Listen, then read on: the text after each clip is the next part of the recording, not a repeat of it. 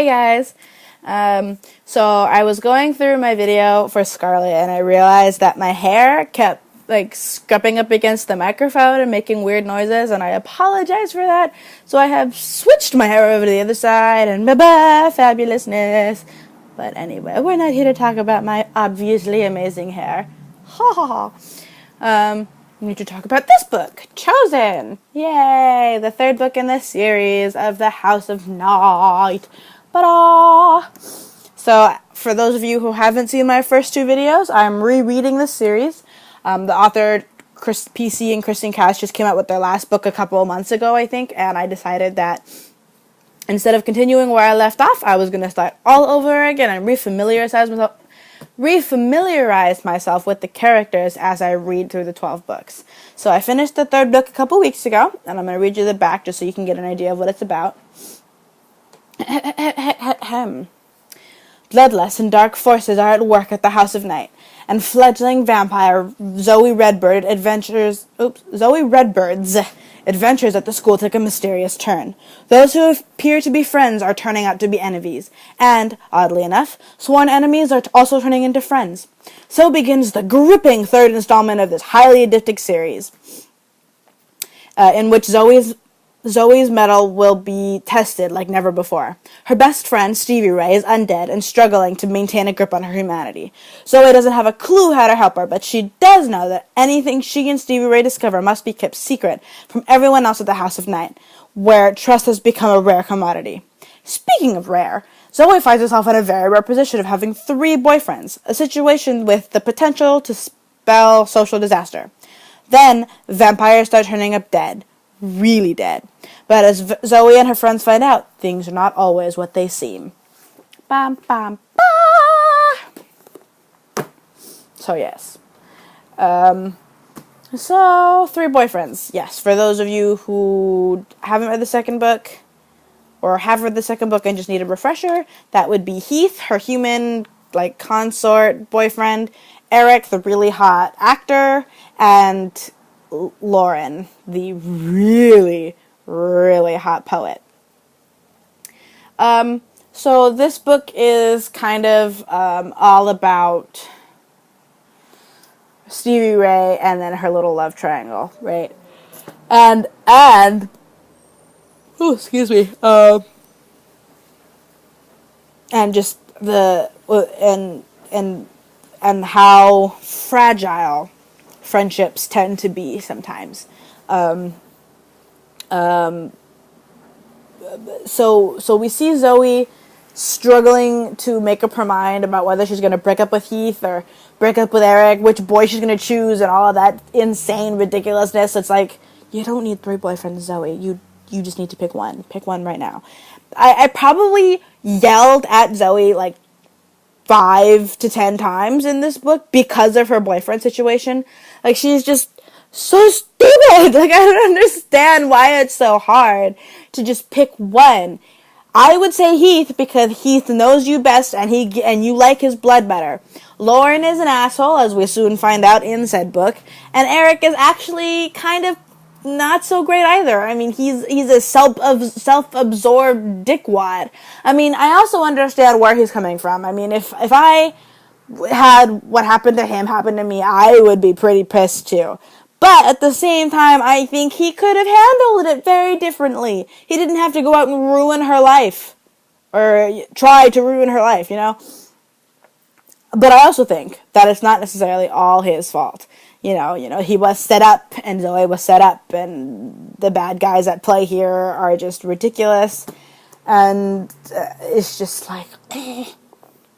And so, by now, everybody who's been kind of reading the books has figured out, oh, Neferet's a bad guy, yay! And she's a total bitch, yay!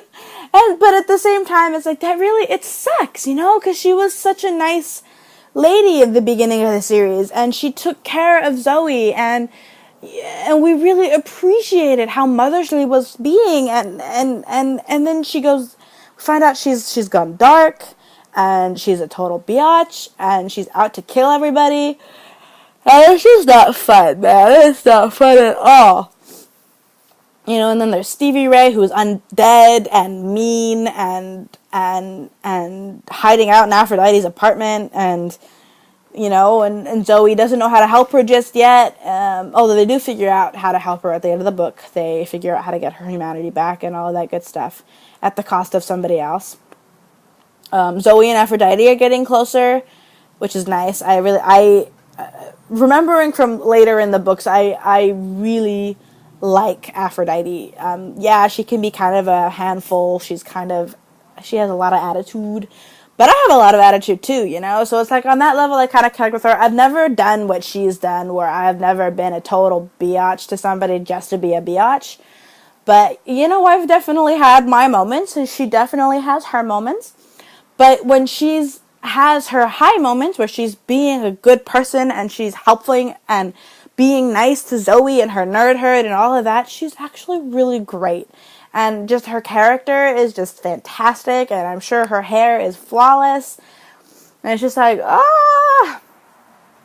but then, what happens with Zoe and Lauren just, it's not good. Not good at all.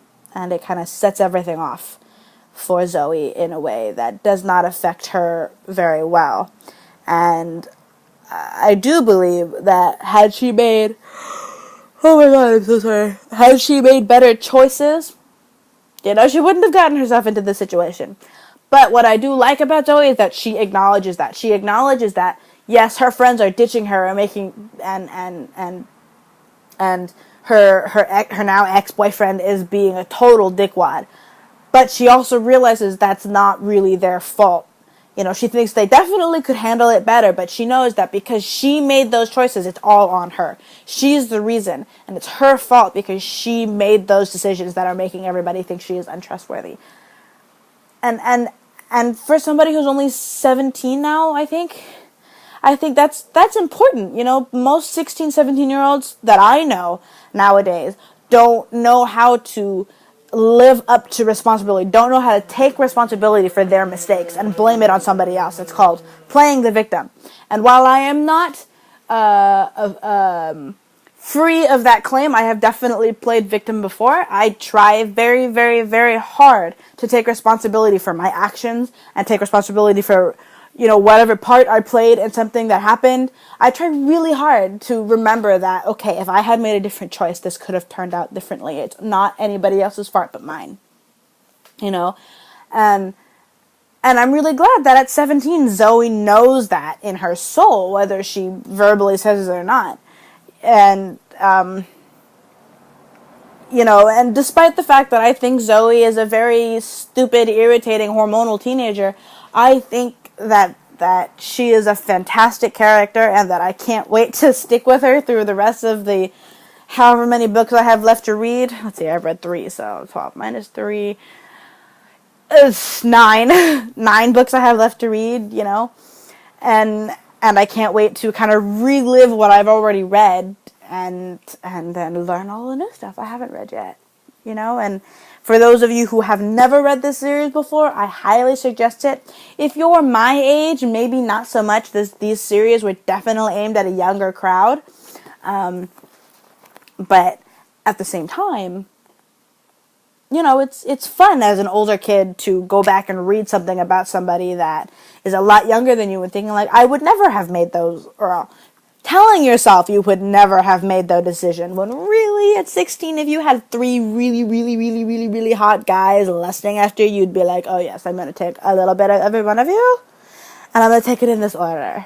And it's like, yeah, as a 19, I can be all hidey and mighty, like, oh my god, you're being so stupid. But in all honesty, at 16, if that had happened to me, I would have been like, hey. But, So, I think that overall the book was really good. Definitely a 5 out of 5 stars. I am currently in the process of reading the 4th book, which is Untamed. It looks kind of like this. I'm already probably about a 1/4 of the way through. It's going pretty good so far. Keep your eyes open for that video when it comes out, and hopefully I'll get it out sooner after I read the book than I did these last 2 books. Thank you guys for watching. I really appreciate it, and have a really great day. Toodaloo.